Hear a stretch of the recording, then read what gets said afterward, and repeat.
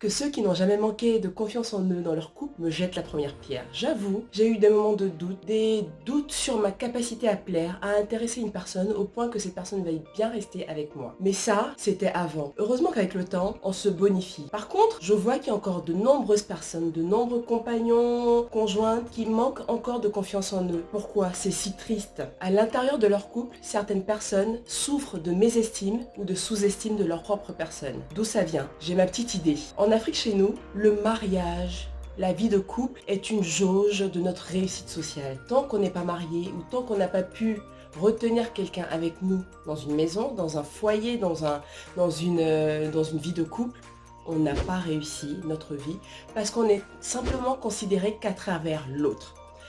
Vous l'avez bien compris, aujourd'hui, nous parlons de confiance en soi dans le couple. Avant toute chose, je t'invite à t'abonner à la chaîne si ce n'est pas encore fait. Tout de suite, active ta cloche de notification pour recevoir toutes les prochaines vidéos et pour ne rien rater. A tout de suite.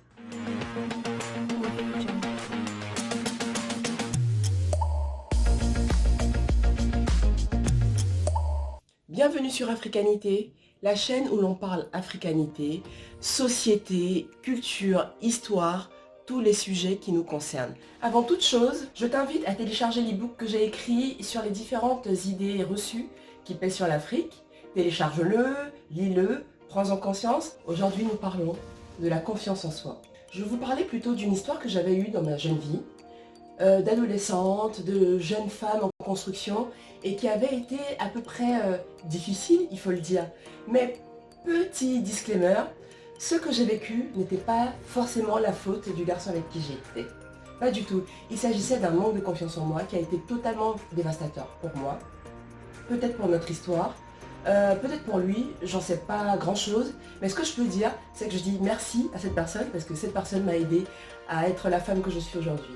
Donc ce n'est pas une attaque, je ne sais pas si cette personne se reconnaîtra, c'est pas le but, mais c'est pour aider un peu tout le monde.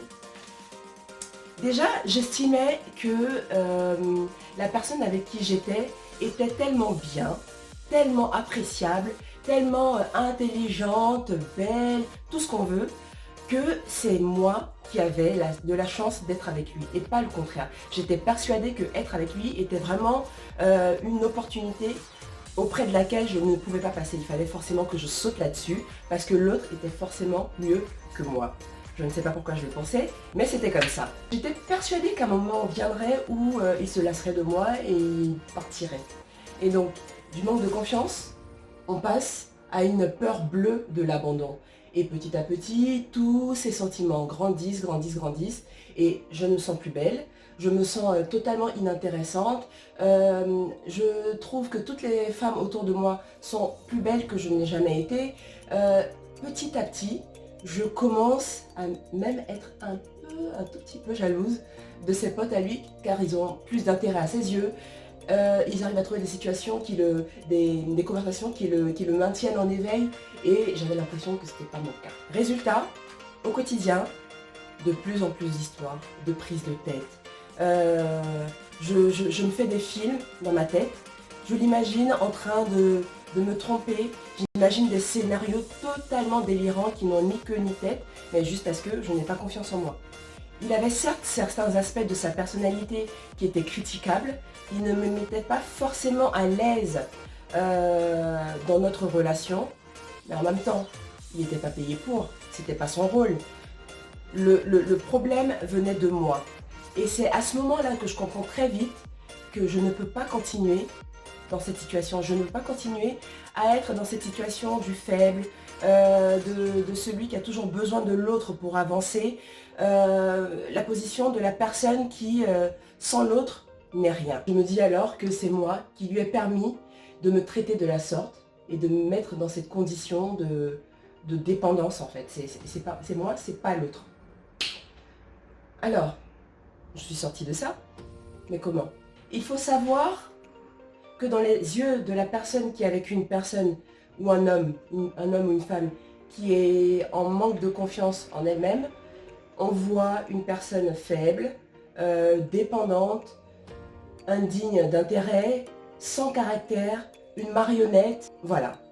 Ce n'est pas parce que vous êtes petit, gros, maigre, pas forcément très cultivé, pas d'argent, c'est pas pour ces raisons que vous n'êtes pas intéressant. C'est pas pour ces raisons que personne ne s'intéressera à vous. Vous deviendrez inintéressant à partir du moment où vous n'aurez pas confiance en vous et que l'autre en face s'en rendra compte. Moi je dis toujours à ma soeur, on a tous sur terre un public. On a chacun de nous notre public. On a la capacité d'être aimé par quelqu'un, on a la capacité d'être apprécié à notre juste valeur.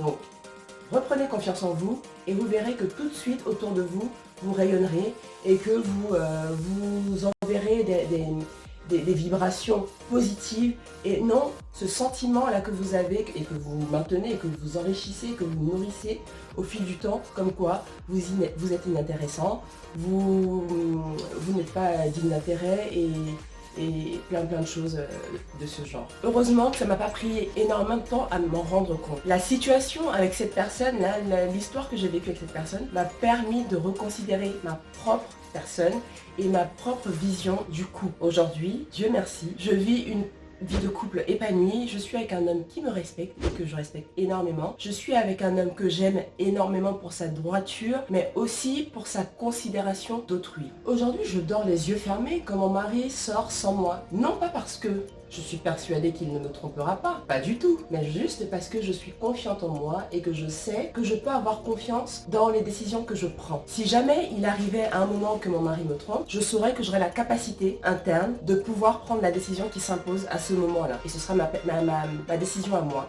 Mon mari est très intelligent, très brillant, je ne suis pas en reste moi non plus. Et si jamais ça bloque sur certains sujets, il est plus en avance sur moi sur certains sujets, ce n'est pas grave, je me documenterai là-dessus. Et moi aussi je deviendrai brillante. J'ai confiance en ma capacité d'apprendre, en ma capacité d'avoir des conversations soutenues, intelligentes sur des sujets autres que la maternité, l'habillement, les téléréalités. Il n'y a pas que ça dans la vie. J'ai confiance en moi et je ne me sens pas dans une position de faiblesse parce que mon mari a beaucoup plus d'argent que moi. Et c'est le cas, il a beaucoup plus d'argent que moi parce que c'est la société, on sait, inégalité homme-femme. Mais c'est pas pour autant que je me sens beaucoup plus faible que lui parce que j'ai un peu moins d'argent. Non.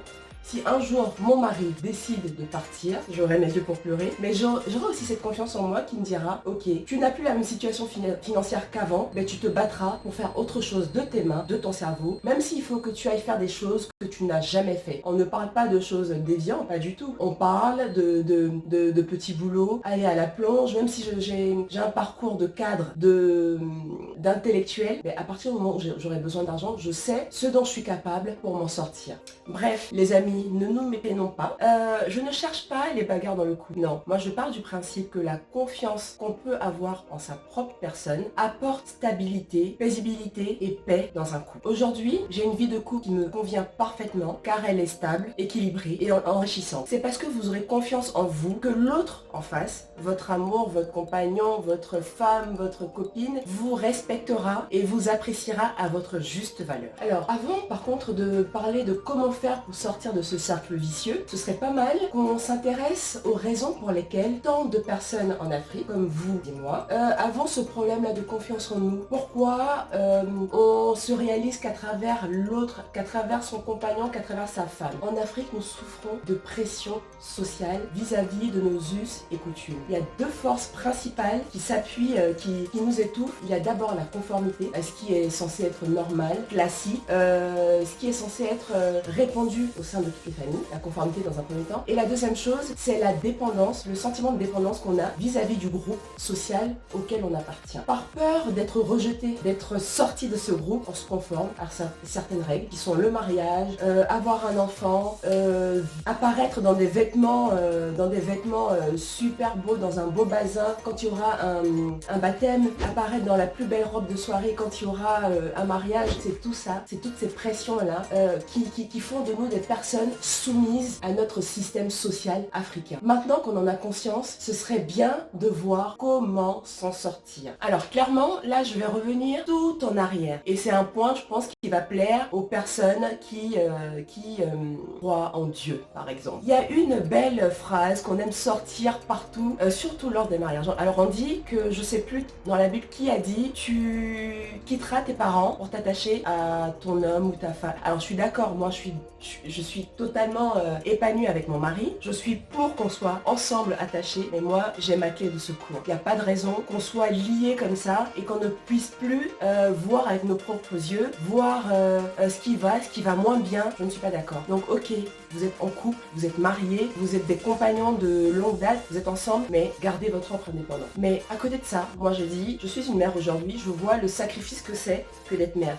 Alors comment expliquer que moi je porte mon enfant pendant 9 mois, et c'est le cas de vos parents, à vous aussi, on vous porte pendant 9 mois, on combat tout et n'importe quoi quand vous naissez pour vous protéger, parce qu'on vous aime de tout notre cœur, vous êtes les plus beaux, vous êtes les plus intelligents, vous êtes uniques, et puis là, vous rencontrez quelqu'un, et là vous perdez tous vos repères, parce que la société vous dit que vous n'êtes rien sans votre mari, ou sans votre femme, vous perdez tout, mais pensez qu'avant votre femme, il y a quelqu'un qui vous a mis au monde et qui vous trouvait le plus beau du monde, la plus belle du monde, la plus intelligente. Alors stop. Chez moi en Côte d'Ivoire, on dit qu'on vient au monde en détail, ou alors qu'on vient au monde en sachet d'eau. Pour ceux qui ne comprennent pas ce que ça veut dire, allez vous chercher des amis ivoiriens ou faites des recherches. On en parlera plus tard. Mais toujours est-il qu'on vient seul au monde, on ne vient pas avec son compagnon ou sa femme, d'accord? Donc il faut pas se dire que sans l'autre, on n'est personne. Il faut s'affranchir du regard de la société qui dit que, par exemple, un homme n'est pas un vrai homme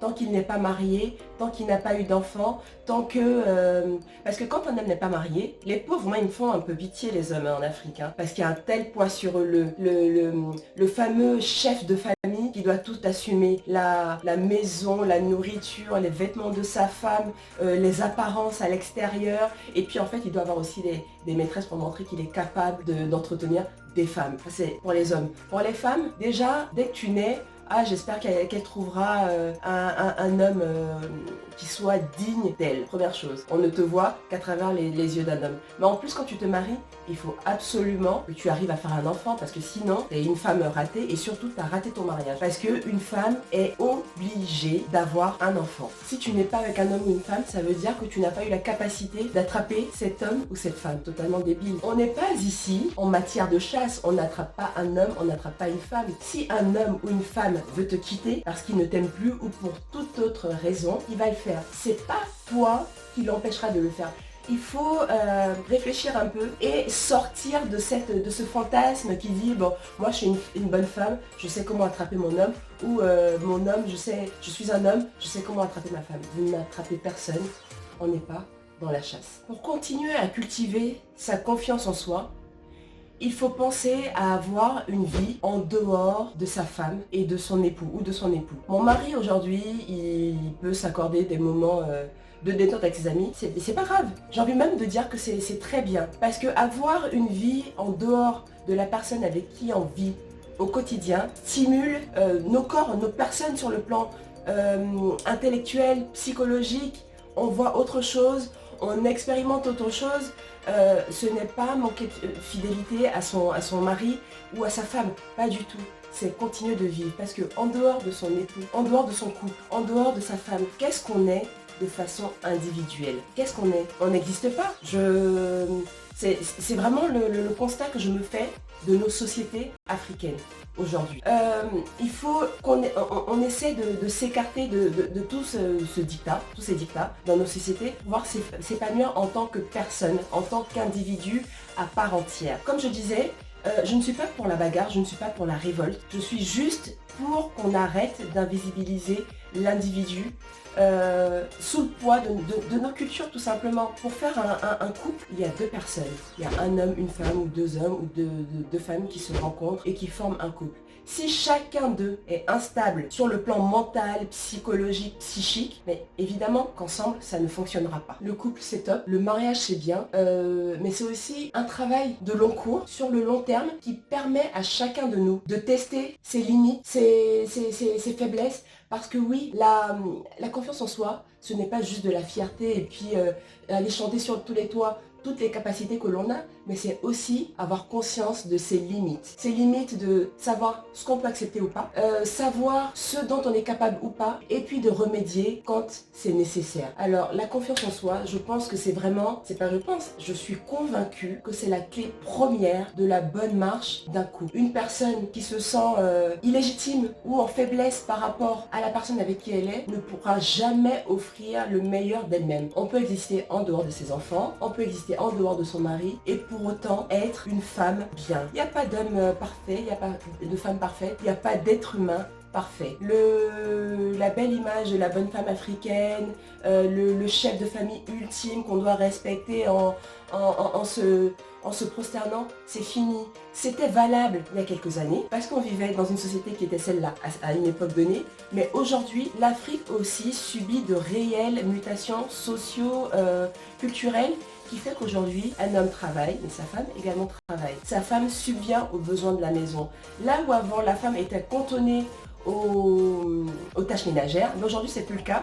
Parce que la vie est devenue si difficile, si chère, si challengeante que les deux personnes qui forment le couple sont obligées d'aller travailler. À partir de ce moment-là, on est obligé de reconsidérer la position de chacun dans la vie de famille parce que nous ne vivons plus les mêmes époques. Alors, moi je vous dis, vous avez tous votre place dans un couple. Si vous êtes avec une personne, c'est que cette personne, à un moment, elle a eu un certain intérêt pour vous, elle a eu de l'amour pour vous, alors n'attendez pas que ce soit une personne externe à votre personne, à votre être, qui vous aime. Aimez-vous et vous verrez que l'autre vous aimera. Entre temps, j'espère que je n'ai choqué personne et qu'il n'y aura pas de bagarre dans les couples. Je compte sur vous pour y réfléchir, pour me mettre vos commentaires et me dire ce que vous en pensez. Je me trompe peut-être, je ne suis qu'un être humain. Alors, d'ici là, vous vous abonnez, vous continuez de partager autour de vous et surtout, faites-moi remonter vos suggestions.